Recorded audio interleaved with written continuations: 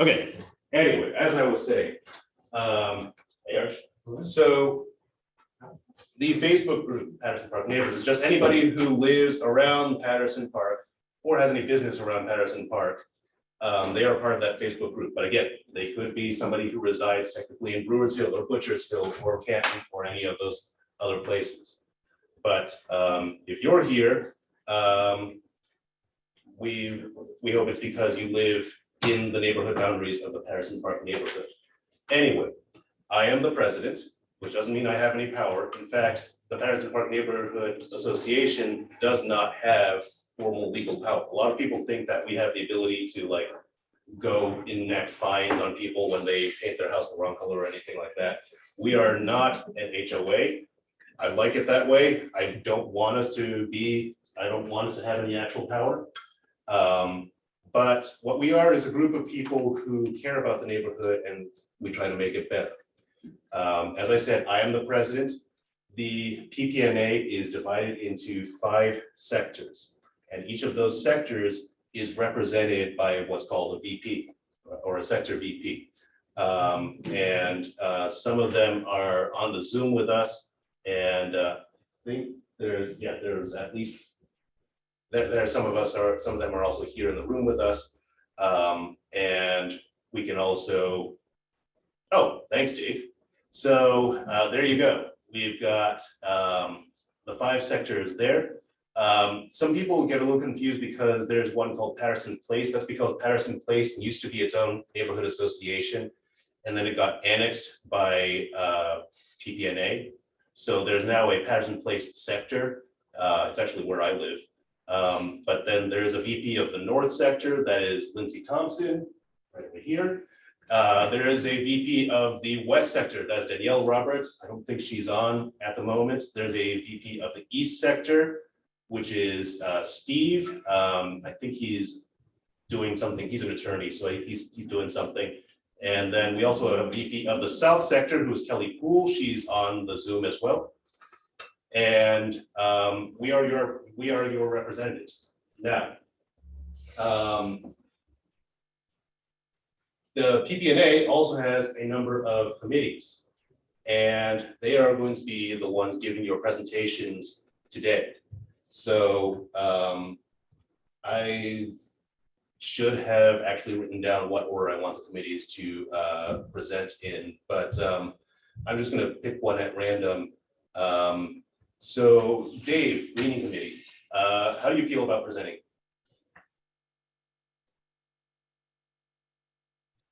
Sorry, because I'm screen sharing, it was awkward to find a way to unmute myself, but I'm good to go.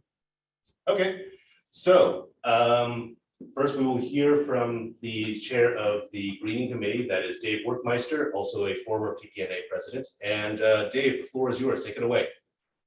Great. Give me 1 second here. I have to reshare the other window. Give me 1 moment, please. So yes, as Ernest said, I know a lot of people on the call today. My name is Dave Workmeister. I'm a former PPNA president, and now I am currently running the greening and beautification committees, kind of combining them into one group. And we are historically a very active committee. You know, you'll notice a lot of things like trees planted on the streets. You know, that was a huge project undertaken by Steve Preston, who is another Patterson Park neighbor who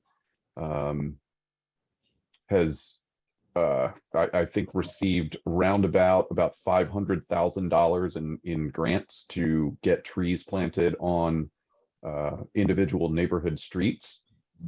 That included like digging out the sidewalks, having the trees planted and maintaining the trees. The signage at the neighborhood boundaries and throughout the neighborhood that you'll see are also a credit to Steve Preston. So the Greening Committee has been very active for a long time.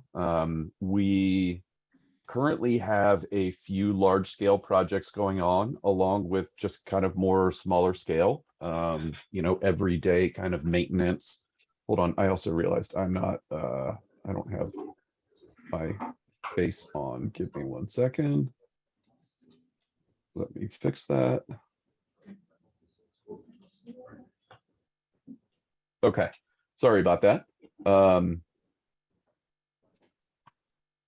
So we have a few large scale projects going on currently that I'm excited to talk to everybody about. I'm also going to talk a little bit about some of the collaboration that we've done around the neighborhood, doing just regular cleanups and things like that. And if this is something that you're interested in talking further about or getting more involved in or anything like that, all of the PPNA committees have specific emails.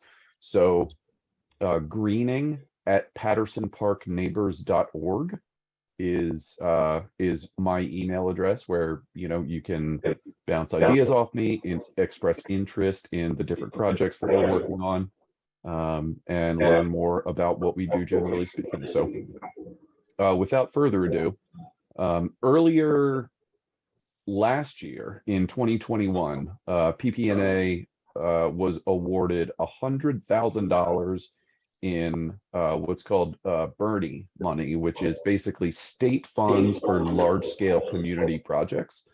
And the project that we submitted was to do right-of-way art installations.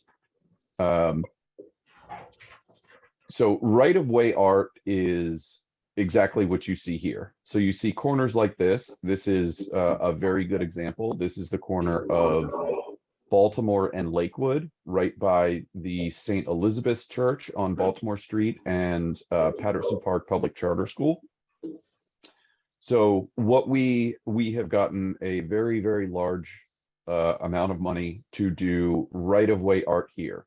Now, what the purpose behind doing projects like this, first and foremost, is safety and beautification. And safety from the perspective of when you see art installations like this that are, all encompassing, from the sidewalk to the intersections themselves, hopefully it's going to calm traffic somewhat, so people will drive less quickly.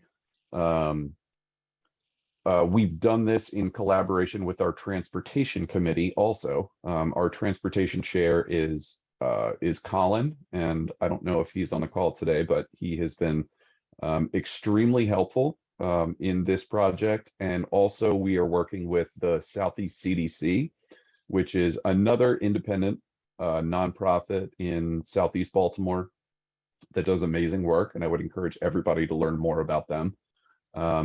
But basically what we have here is 3 art installations, right-of-way art installations, that's going to include kind of the painting that you see here. Nothing you're seeing here is representative of what the art will actually look like. These are just renderings that we had to use throughout the grant approval process. But 3 intersections in our neighborhood are going to get these right-of-way art installations here. Some sidewalk work and things like that. The corners are Baltimore and South Lakewood Avenue. And you see here the intersection as it stands today. It actually looks a little bit different now because they've done a fairly significant amount of construction on this for the entrance of this section of the park. But we are working with DOT to try to finalize this. The other one of the other intersections is Baltimore Street and Linwood. So hypothetically, like right here is Patterson Public House, and the corners surrounding that will have another installation there. There you can see some of what it looks like there anyway. And the third is Fayette and Luzerne. And Fayette is kind of special interest to PPNA from a transportation and beautification perspective, because I don't know how many people regularly drive on Fayette Street, but it can be kind of like a racetrack. Sometimes it's been a long-standing subject that we have been working with the Department of Transportation with Baltimore City on, trying to implement policies that are going to be more friendly to foot traffic in the neighborhood. So this is one in a very high traffic area. There's a lot of crossing that goes on at this intersection that we're hoping to slow down the traffic a little bit, add beautification to the neighborhood, and just kind of add another thing that people take pride on throughout our neighborhood. So these three intersections are a huge project that we're working on.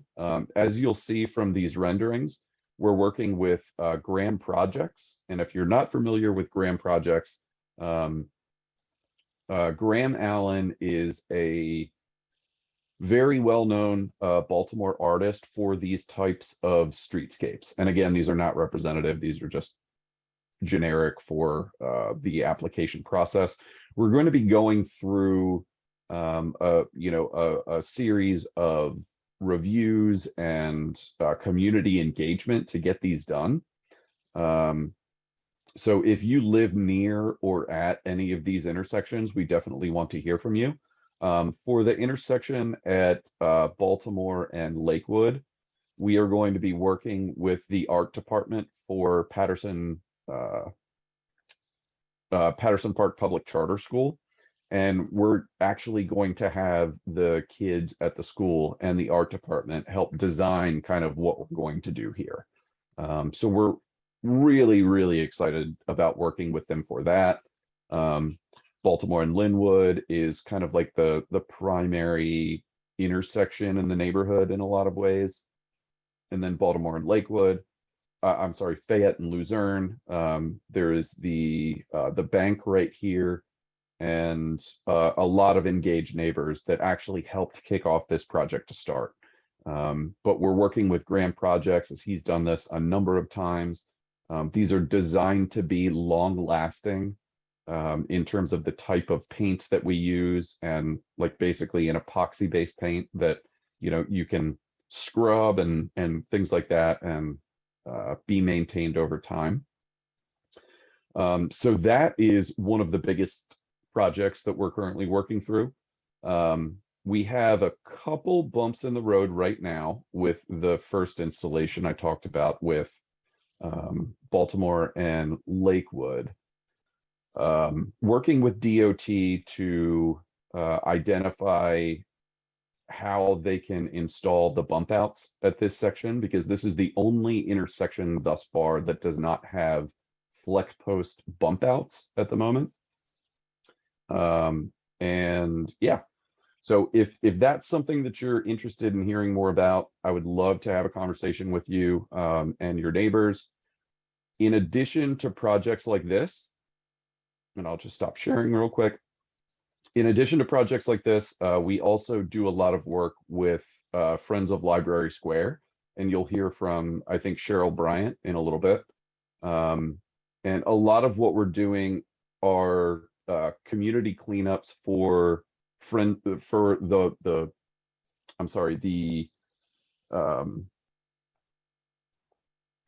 drawing a blank on the word right now. The rain gardens within Library Square. Unfortunately, we live at a southern point in the neighborhood where trash typically flows downstream. So the different areas, whether it's drainage systems or parks and things like that, unfortunately trash just kind of gets flowed to that. So we're regularly doing cleanups in those areas around Library Square. If you're interested in joining that and getting your hands dirty a little bit and doing some gardening and compost application and things like that, or if you just have a green thumb and kind of want to help out, greening and beautification is an area where we would love to have additional conversations with you. Ernest is telling me that I am running out of time, so I'm going to shut up and hand this back to Ernest. Wait, first, I would like to ask if there's anybody who has any questions.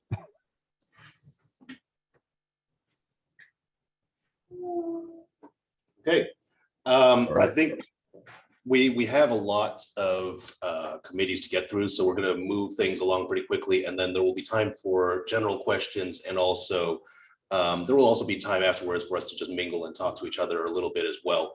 But next up, Dave mentioned the Friends of Library Square, so we're actually going to hear from them next.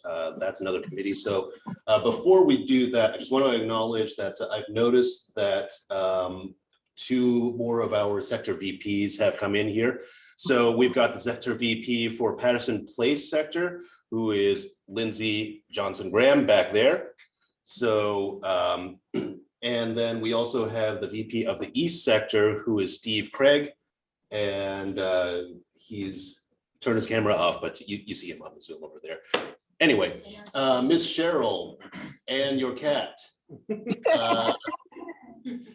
The floor is yours. We're going to give you about 5 minutes. Friends of Library Square, everyone. Okay, great. I'm trying to get my cat to let me have the spotlight. Thank you. Goodbye. He's so spoiled. Hello, everyone. Yes, I am Cheryl, or Miss Cheryl, as everyone calls me, or Miss Bryan if you work at William Packer Elementary School. But I'm the chair of Friends of Library Square. Friends of Library Square is a committee of PPNA, but unlike the most of the other committees, you don't have to be a part of PPNA to participate in Friends of Library Square. We are a group dedicated to Library Square and anyone who utilizes that space. So we often work with, like Dave mentioned, a lot of the things that we do that are greening. We also work with some of the other community associations, such as Elwood Park and McElderry Park neighborhood associations. But mainly we do a lot of cleaning and greening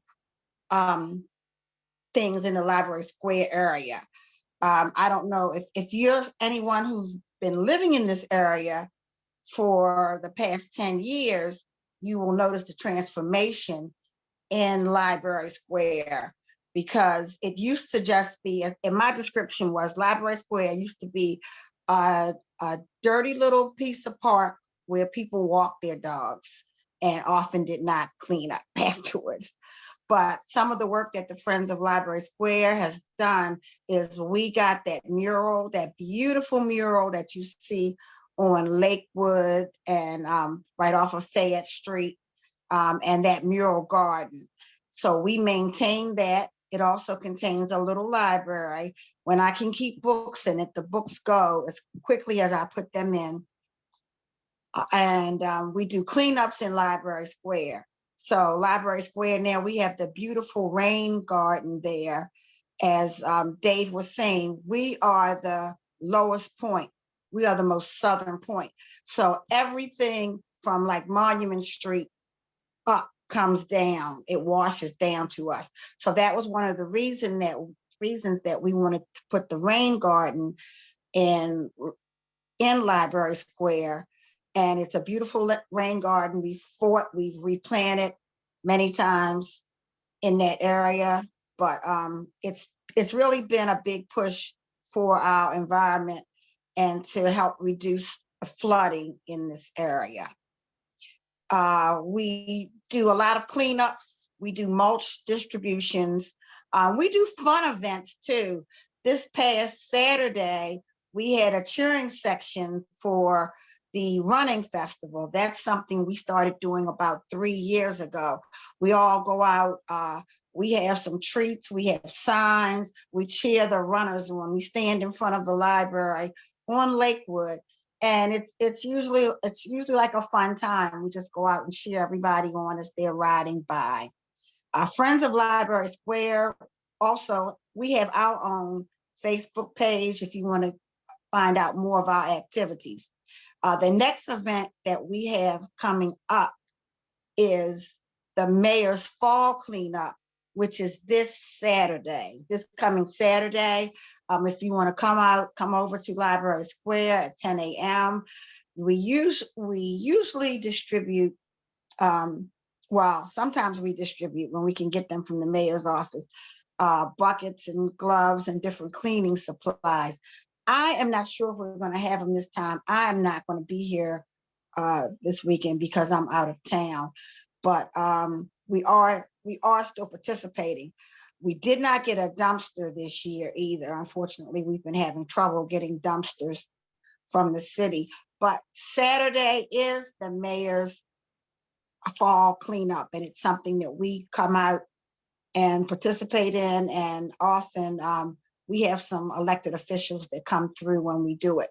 So if you're not busy this Saturday, I urge you to come out and help us clean up. If you want to do a project in your neighborhood, please reach out to me and let me know. We get a lot of support from Southeast CDC, which with Molly McCullough, who works with us. And we also have Leanna Wetmore from Healthy Harbor.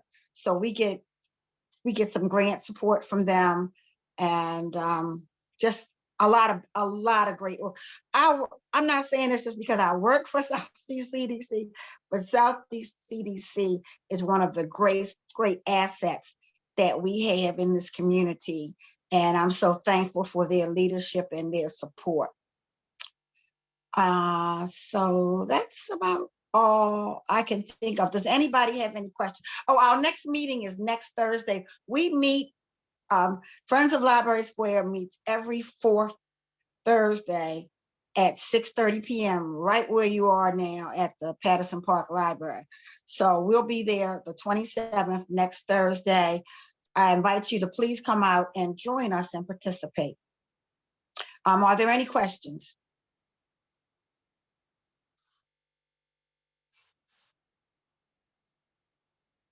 Ms. Cheryl, I think we're going to save the questions for the end and just try to move right along. Okay. So, all right. Hey, Art, you ready? I think I'm ready. Okay. Where should I stand? Where should I sit?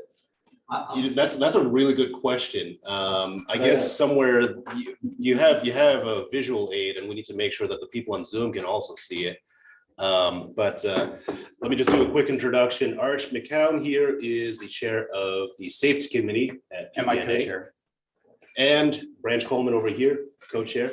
Arch used to live in the PPNA boundaries, and then he left us for those traders over at Butcher's Hill. But I'm right on the edge. I could throw a rock. It's true. It's true. And I'm not even that good of an So anyway, Arch, yeah, you've got 5 minutes, and take it away.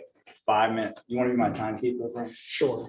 All right. I'm going to be the speaker for the two of us. Right. Yes. So, okay. So, and you guys, my virtual friends, I guess you can hear me, right?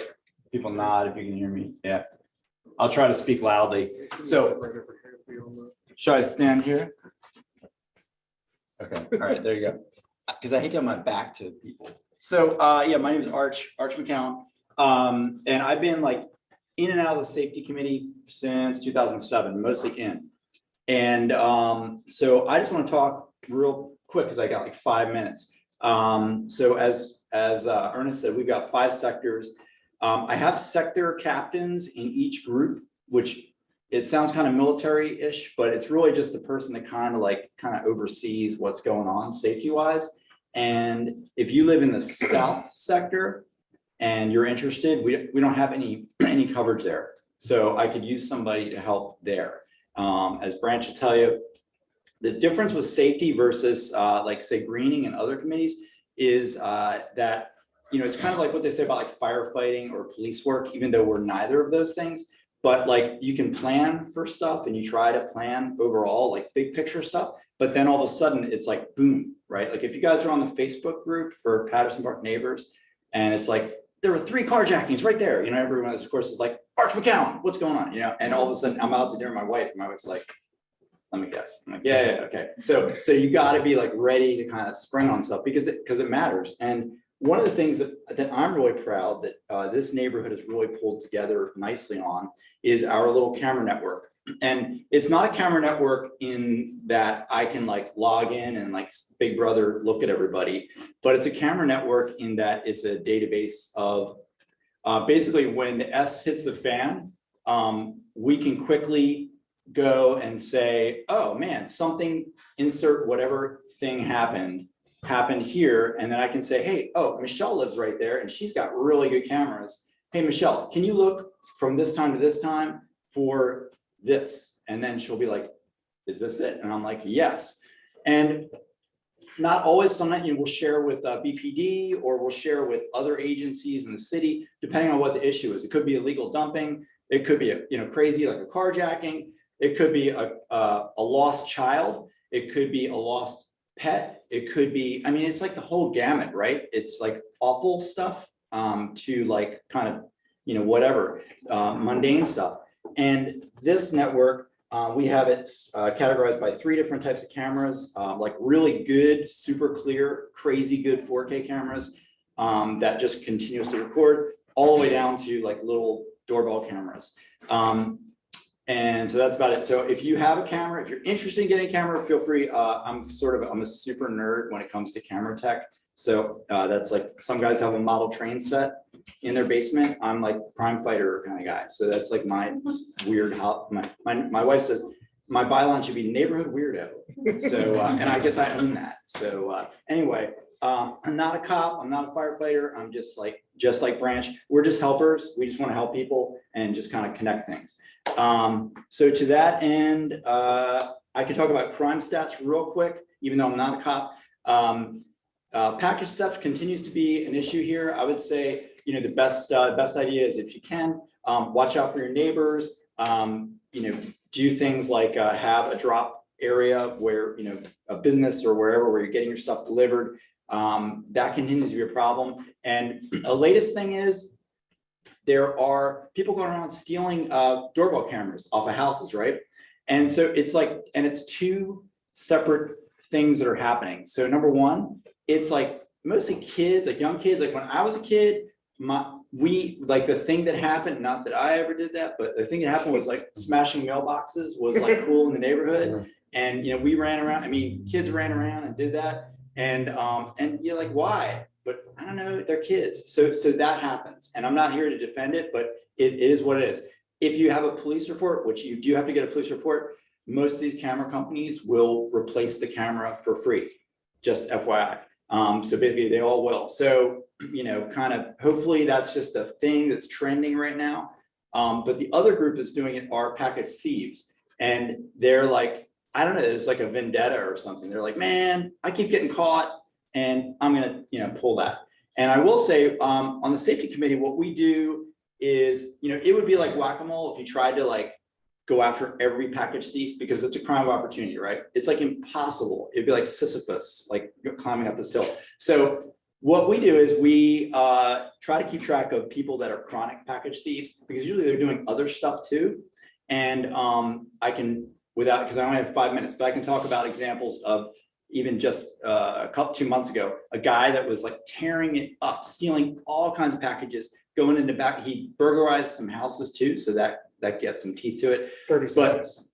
Sorry? 30 seconds. 30 seconds. Oh man. So anyway, he got arrested, and he but part of his arrest with our community impact statement was drug treatment. And he went through drug treatment, and he actually, he moved to Florida supposedly. So, but anyway, the dude, like, that problem sort of is solved, right? So that's, what I would say, crime is never, people say crime is out of control. And I'm like, well, crime is not the weather. Crime is caused by people.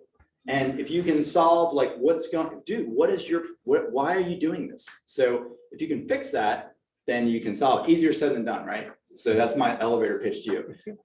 Also, robberies, armed carjacking, stuff like that. Kind of an interesting thing that we have teamed up with is ROCA, which is a violence intervention a program here. It's in Boston, it's in Baltimore, and they take only young men between the ages of 16 and 24 who, and we have a number of guys that we have referred over to them who were over here doing bad stuff like armed carjacking, like serious shit, right? And they go to bookings or baby bookings downtown, juvenile, what's the PC term for? Juvenile detention or whatever downtown. And we connect them with ROCA, and then they surround them with cognitive behavioral therapy, job training, all kinds of stuff. And that's my elevator pitch for that. I can tell you that basically everybody I can think of that we've hooked up with that program, nobody is out here carjacking anymore.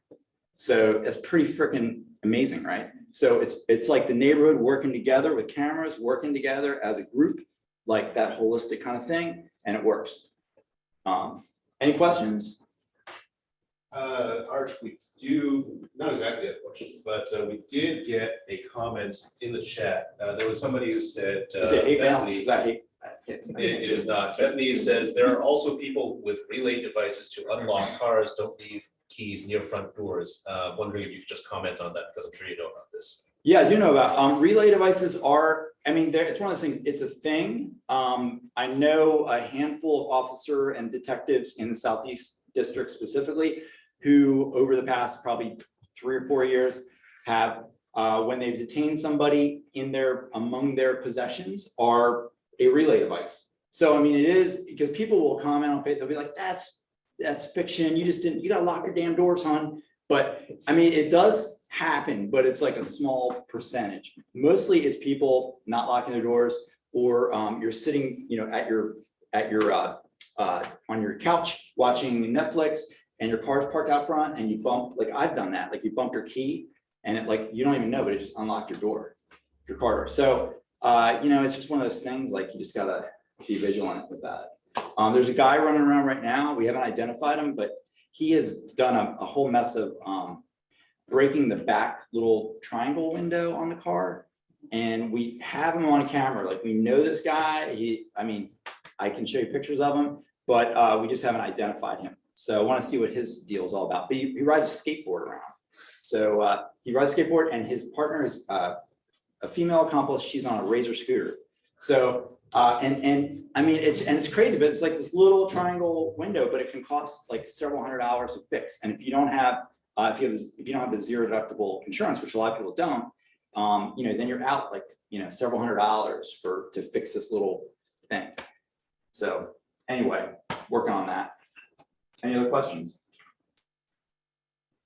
Do y'all have questions?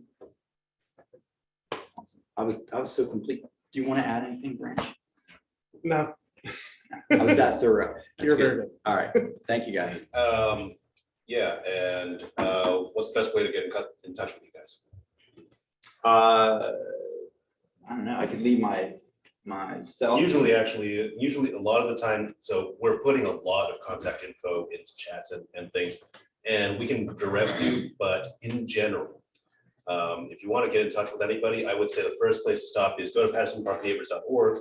Yeah, that's where all information is, all the sector maps, all the committee information, all that sort of stuff. And for email, info@pattersonparkneighbors.org.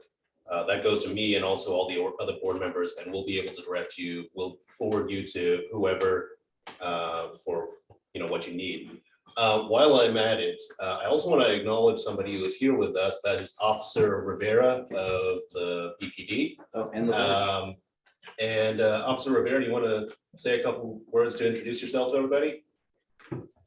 Yeah, good evening, everyone. I'm Officer Rivera. I'm one of the NCOs for the Southeast District, and pretty much Arch said it all. And you guys, as community, guys are blessed to have somebody like Arch. I just want everybody to know that he's in constant communication with us, and thanks to his work and information, we have been able to apprehend a whole bunch of people. As a matter of fact, he was talking about the porch pirates. And we identified 2 individuals I think it's about 2 weeks ago. We had the information, and I believe Arch posted it on his website or Facebook page. And if anybody recognizes this guy and they are willing to press charges, we have all the information needed. And if you need any guidance, please just contact me or also LaVerge. I already put my information in the chat box, my email. That's the best way to contact me. But he said it all. We have the holiday season coming up pretty much. Just be mindful of the vehicles. Please don't turn your vehicles on and just, in the house. I know it's cold, but that's an easy way for these perps just to get in the vehicle and just, ride off with it. So we got to be mindful, all the property in the vehicles, just please don't leave anything. I mean, if you can, I know we have busy days, we buy a lot. Sometimes we even forget what we have in the back seat. But if you just go, through it real quick and just, save your property and, put it in the trunk, take it in your house, because these guys will break your glass just for a charger, a change, anything that they can sell on the street, they will break it. So just be mindful of that. And like I said, it's a great way for us to help us, clear a whole bunch of cases. So if anybody has any information, you can send it to Art or you can send it via email, and we will have it. We actually investigate it. I know he talked about a juvenile. Just a lot of people said it could be kids' play, but I see it as destruction of property. Nobody should be destroying or taking anybody's property. Um, so that's one thing. Me and Liver started working on that today, uh, and we're going to see if we can have it. Ernest, you want to take the walks again before it gets really cold? I mean, I don't mind. We don't mind doing it any time, especially now that it's going to get dark earlier, so we can see if we have and if we have any lighting issues that could be corrected. We're always in the neighborhood doing 311 requests. Patterson neighborhood is a good neighborhood. We don't have that many issues when it comes to trash and darkness and a whole bunch of other issues that we have, throughout the city and other sectors. But we're always in the neighborhood. So if you guys need any help with 311 requests, shoot me the confirmation number through my email. We got some contacts in DPW. Maybe we could be able to expedite it a little bit. So feel free to contact us. And like I said, if whatever you guys want us to come out to and participate, please contact us, and we'll be more than glad to come out. Any questions? I got Officer Burgess also on the call.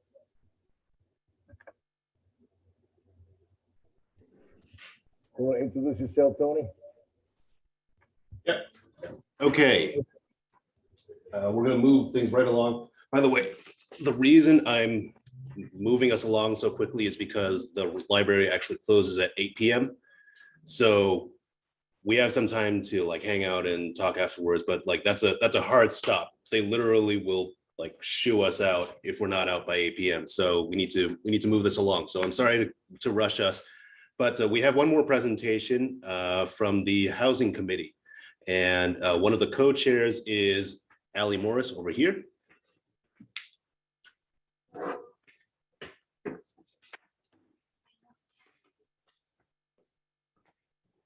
I think that these meetings are in person now, so I don't know about you guys, but I like them in person. I'm a fan. Yeah.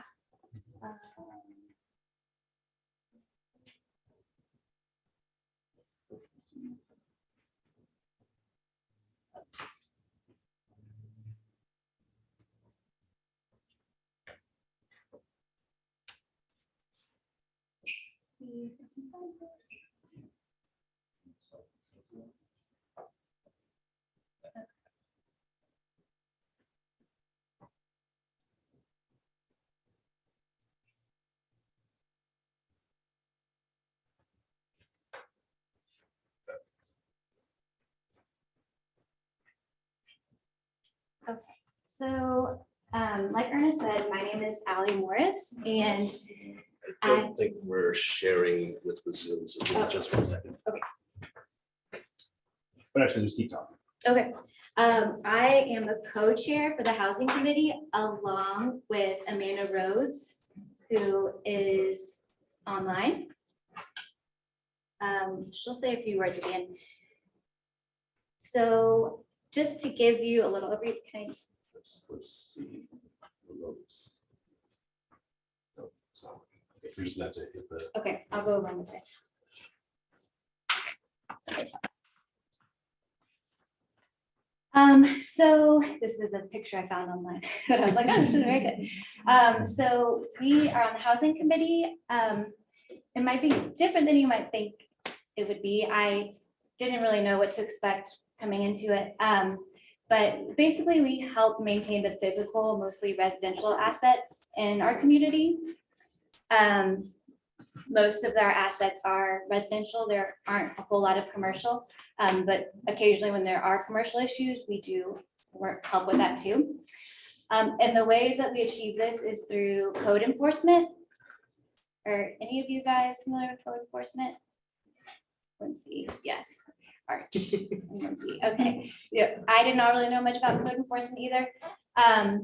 But basically, if you are on a block or in your neighborhood, you might see like trash or trash dumping or, a vacant property, a distressed property, place where you might think squatters are living. All of these things happen. And you can 311 and send it to the city saying there's housing related issue. Maybe there's a bunch of trash in someone's backyard. I always think a good approach when you see like trash in someone's backyard is to just be a friendly neighbor and say, hey, notice that there's trash, maybe it's attracting rats. Like, I'm not sure if you're aware of this, maybe we can work something out. It always goes a long way. Or if you say like, I'm going to the dump, maybe I can help you out and take your stuff to the dump. I just think that's like kind of a good practice before you call 311 on them, because at the end of the day, we are a community of neighbors and residents, and we want to be friendly and help one another. But anyways, there are also folks who own houses who might be absentee landlords. A lot of people are buying property in Baltimore from out of state and not keeping it in great shape. And so you might want to report it to the city, and we can help escalate issues. So we can contact our city council person and say, hey, this is happening. Can you please keep an eye out on that? And we will help track it through the process, because it can take a long time for anything to get done. Another thing that we do is, again, blight elimination and addressing vacant properties. So the way to do this, have you guys ever used CodeMap? Lindsay has, yeah. Okay, CodeMap is a really cool tool. I feel like you guys would like it because you're all here, so you're interested in neighborhoods. But it's called CodeMap Baltimore is what I type in to Google. And it gives you a detailed look at all the neighborhoods in the city. So these purple rectangles mean that these are homeowners. So that means that it's an owner occupied. White ones are rentals. And then and they do it for every parcel of land in the city. And then the red boxes show that it has 3 or more citations. So usually that means it's not fit for human habitation. So that's a vacant building notice. That house is vacant. Maybe the roof is caving in. Maybe it's open to casual entry, fire damaged. So the city keeps track of those by putting red squares on them. And eventually, with enough community support, you can help push those into receivership, which will then take the house to auction and take fair market bids for these houses so that it can get transferred from, an absentee landowner to somebody that actually wants to invest in it and, have it put back into useful life. So it's really great to know what those properties are in the community so that we can work towards tracking them and pushing them towards getting them back online. Hey, Allie, can you hear me? Yeah. Hey, so hi, everyone. This is Amanda, the co-chair. I see your comments in the chat. Allie, is it? Oh, great. Just to move it up so people can see the code maps. Yeah, give me a second. Let me try to fix this. Oh, no, you moved it up. Yeah, Ernest, it was moved up perfectly. We just need to get back to that slide. Perfect. All right. Thanks, Amanda. No worries. Okay, so one thing you can do is just track down houses that you see. And again, we want to be really careful because some people are living in houses and, you know, you just don't want to report people unless you know it's an issue. You don't want to be that kind of neighbor if you don't have to be. And so one thing is to keep track of those properties. And then also I was proposing for those who are interested, we could do a neighborhood walk and just kind of identify some problematic spaces that we could kind of try to work through with the city. This one has a lot on it. We also do neighborhood development and affordable housing. So Patterson Park has identified or has wanted to be an advocate for preservation, improvement, and development of affordable housing. Really important to preserve the unique character and diversity of this area of Baltimore, Southeast Baltimore, which is a huge asset. And so you kind of assist in promoting development of. So we're kind of also always on the look for affordable housing sites. Possibly there might be people who want to come in and help with affordable housing, that kind of thing. We haven't really had any of that lately, but that's just a goal of ours. And also another thing that we get are zoning appeals from Baltimore City Board of Municipal and Zoning, BMZA. And so if you have a property and you want to extend it, make an addition, put a deck on it, or somebody buys a space and wants to turn it into a restaurant, that all has to go through the BMZA, and they give the neighborhood associations a heads up like, hey, just so you know, this is happening. We want you to know about it. And then if we are in support of it, usually we're just like, okay, but if we have questions, we might contact the property owner, or we might write a letter of support if we're really excited about this development. So that's another thing we do. And then sometimes I just get questions about somebody's sees some construction workers working in a space, like, oh, what's happening? What's coming in here? And maybe I can look up the permits and be like, oh, looks like a grocery store or whatnot. So that's something you can also contact us about. So right now it's not the most active committee, and I would love to have that be, changed.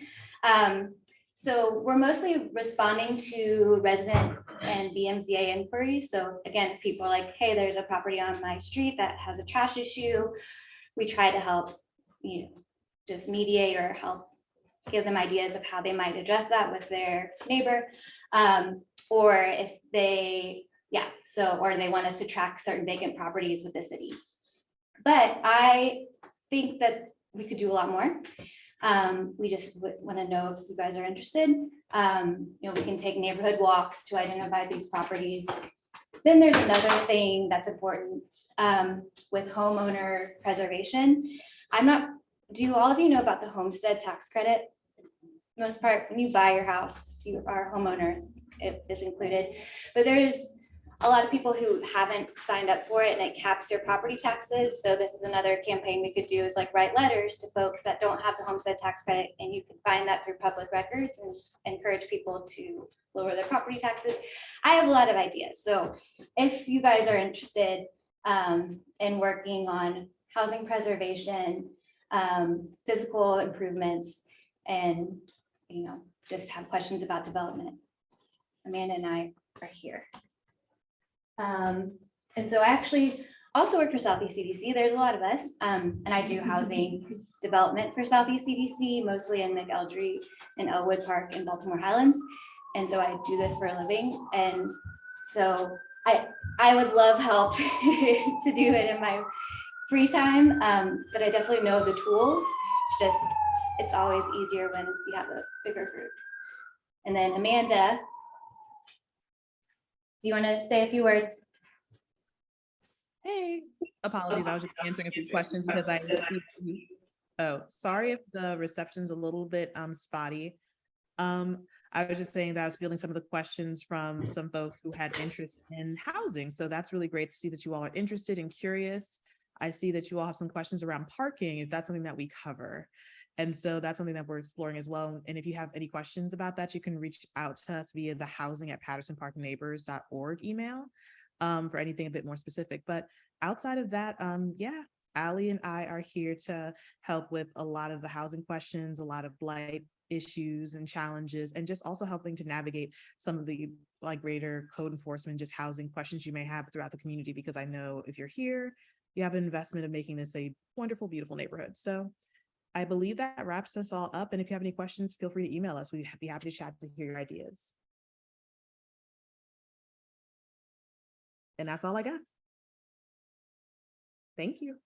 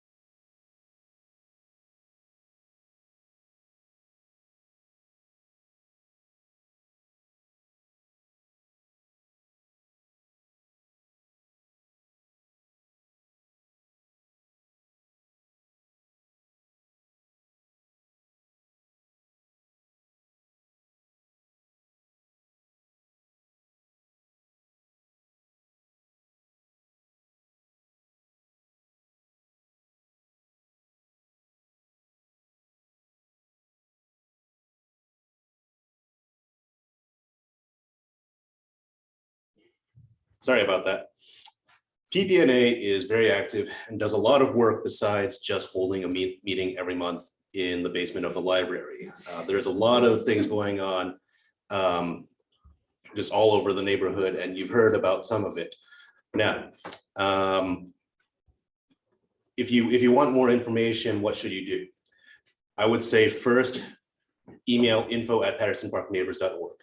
We will direct you, based on your interest, we will direct you to who you should talk to. We've been putting up all the email addresses of the various committees. So, you can also kind of make a guess, like housing is housing@pattersonparkneighbors.org. Greening is greening@pattersonparkneighbors.org, and so forth. But if you don't want to remember all of that, just remember info@pattersonparkneighbors.org, and we will direct you from there and put you in touch with all the right people. So how can you get involved? Obviously, we would love to have volunteers. I would say get in touch with the committee chairs, email again, info@pattersonparkneighbors.org, and then get into touch with the committee chairs. They are the best position to tell you, what kinds of things they need. Are they holding meetings? Are they doing everything through email? Are they, whatever their activities are? Also consider making a donation to us. And you can do that by visiting our website, pattersonparkneighbors.org. There's a link to donate. So we have some expenses that in order to keep this running, we have a subscription to Zoom. We have to pay for the domain for our website. We pay for a storage unit that we're trying to empty out right now. There are also just a lot of organizations that come to us to ask for our support for things. And the more that we have in our bank account, the more we're able to support those activities. Most of what we do is actually funded by grants, but sometimes we have a little bit in our budget that we can also put up. And also some of the money we have is used for purchasing food for our meetings, which is nice too. Yes. Is there a membership program? Before COVID, there used to be, you used to have to be a member in good standing, whatever, to be able to vote. Is that still a thing? Or That is an excellent question. We changed that. So this was a conversation that was happening around 2020 when everybody was talking about equity and what do we owe each other. And we thought about it and we thought about it and we thought, okay, so don't really want to make membership in the neighborhood association contingent on a financial donation. Some people are not able to do that. We represent everybody, whether you are giving us money or whether you're volunteering with us or not. We want to be there for everybody. And part of the challenge is actually doing that outreach to everybody because, Our neighborhood is very diverse, but I think you can see by the membership here, there's a large Spanish-speaking population. It's very much not represented in this meeting, and we want to do more outreach to them. But anyway, that's a side note. So the answer is no, we do not have a membership. We just have a go to our website, donate what you can. Everybody who lives in the neighborhood boundaries has the right to vote on our board elections, which is going to be coming up soon. Where was I? Okay, so I talked about volunteering. I talked about donation. Yeah. The only other thing I would say is that whenever we do one of these volunteer drives, there are always a lot of people coming up with lots of ideas and lots of things that they want to do, and that's great. We love that energy. I just want to advise everybody to keep in mind your own time. It's very easy to sign up for something and then realize that, oh wait, 3 months later, I don't actually have the time to commit to this. So I would just say, talk to the committee chairs or the VPs or the members of the board for whatever you're interested in, and just keep the conversation going. And before you commit to anything, just have a conversation to think through what you can do. And don't be afraid to just say, you know what, I'd rather just make a financial donation, because that's very important too, and that matters. We fund a lot of activities. We help with a lot of activities that happen around the neighborhood as well. So with that being said, I think I'm going to just open up for any questions before we close out. Hey, Ernest, I know we had a couple of questions from some of the neighbors about Sure. inactive committee or like social committee or being part of a new committee or Right. I don't know if you wanted to address how to do that or what. Yeah, if you want to start a new committee, just come talk to the board or talk to me, and we can always start that. The bylaws essentially say that in order to start a new committee, the board has to vote to approve it. And the board is myself, the secretary, the treasurer, and the 5 sector VPs. So we meet once every month, but we're also in contact with each other, and we can just vote for something and say like, yes, let's do it. So if you want to, I would really like to see the social committee start again. Obviously it was inactive during COVID, but I would like to see that start again. And maybe the social committee can also do some of that outreach to people while we're at it. Oh, I forgot to mention that we also have a sustainability committee. Now, the chair of that committee, Allison Blood, is not able to join us. And I don't want to steal her thunder and talk about all the wonderful things that they did, but you may be familiar with community composting. And so if you are not familiar with that, it's over at, it's on Baltimore and Streeper, thank you. There's a bin there where you can dump anything that is compostable in there and it gets picked up. We have diverted over, I think there's more than that. I'm sorry. We have diverted some ridiculous number of tons of waste out, and I'm sorry, I don't have it off the top of my head. It's well over 5 tons. Thank you, Dave. Over 5 tons of waste has been diverted to community composting. And we have just been approved for a grant that will support us for the next year. So they do fantastic work. Anyway, unless there are any other questions, I'm just going to say that we have to get out of here by 8, but there's still some time afterwards for us to mix and mingle and hopefully finish off some of these pies. And for those of you who are joining us by Zoom. Ernest, real quick, if I may. Yes. There's going to be a vacancy for the VP of the East Sector and the secretary for next year. So if anyone's interested, please reach out to the board. Thanks. That is a great point. I should talk about elections, and I should talk about what's coming up. So I should really write down my agenda instead of just coming up off the top of my head. So, okay, let's talk about elections real quick. Elections happen in the January meeting every year. So we're going to talk a little bit about this in our December meeting, but basically there are 8 elected positions: president, secretary, treasurer, 5 sector VPs, okay? Those altogether make up the board of the PPNA. And as Steve has just mentioned, the secretary position is currently vacant, and his position, VP of the East Sector, will be vacant because he is unfortunately leaving us. He's moving out to Hamden. He and his fiance just bought a house, so although we're sad to see him go, I also, congratulate him. I'm sure everybody else who knows him wishes them all the best as well. So consider, if you would like, running for a position.